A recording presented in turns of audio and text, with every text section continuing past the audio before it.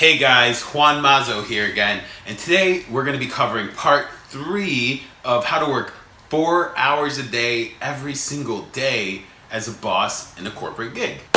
Alright, so part 1 was basically we go ahead and learn everything we got to do, right? In your department, you have to know everyone's single job role. Number 2, you outsource your daily support fires and tasks. And in part 3, step 3, what you have to do next is work with a systems person or operations coordinator to actually get projects taken care of. So typically in departments, you have your day-to-day tasks that are getting scheduled and done, and then you have your projects that are part of your overall goals getting done. And what you want to do is have someone who you can count on to basically be your right hand on implementing projects and strategies, right? So basically you come, you get your strategy vetted by your boss says that sounds cool, then you go and you start executing.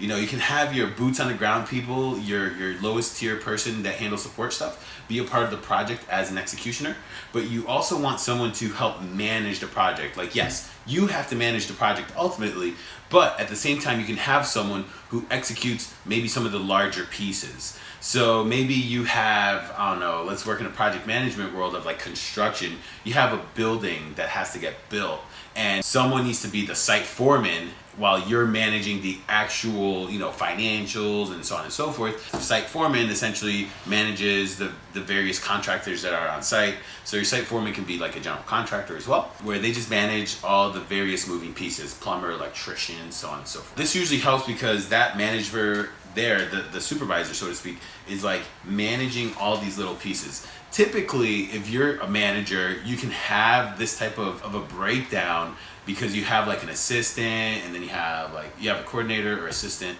and then you have some sort of like another manager, and then you're like a senior manager, right? I find that to be super useful from an IT perspective. You basically have your desktop guy as your first line of defense, and then you have your systems guy who is working with your desktop guy to deal with any of the issues that are typically cropping up that are bigger than a bread box. And then ultimately, you're working with your systems guy to help implement any projects.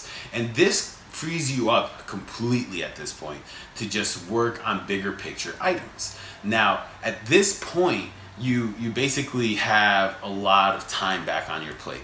But I implemented all this. I was still super busy managing meetings, setting up new processes, thinking bigger picture, right? Now, let's take a step back from the corporate side just because I want to give my entrepreneurial people a little bit of some information. What you do as an entrepreneur is you outsource your level 1 stuff, your support tickets, your fulfillment, and then when you have 1 or 2 different VAs managing those things, then you basically promote your best VA or your best employee or whoever to manage all those little pieces, right?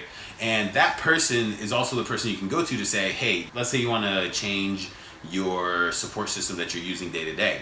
Well, you just have that person go and vet a couple systems for you, right? Then they give you a short list, and then you look at the list and you kick some tires and you play around with the systems you implement, and then you go back to the person and say, hey, this is kind of the strategy I foresee in this application. Now you go and try to actually fit it in, and then they become kind of like the expert, blah, blah, blah, blah, blah. And then that's it, short and sweet. Essentially, you get yourself a level 1 person, you get yourself the person to manage that level 1 person plus help you with all the projects management and coordination. Definitely in the entrepreneurial world, we call that your PM, your project manager. A little bit better paid, better skills, communications, things of that nature. That is it for the video today. Let me know if you have any questions. Let me know if this was useful or not. Make sure you subscribe to my YouTube channel, you follow me on all the social media, and make sure you send me DMs and PMs and questions on what you may have. Make sure you stick around for the last couple pieces of this mini series. Thanks for watching, guys. Bye.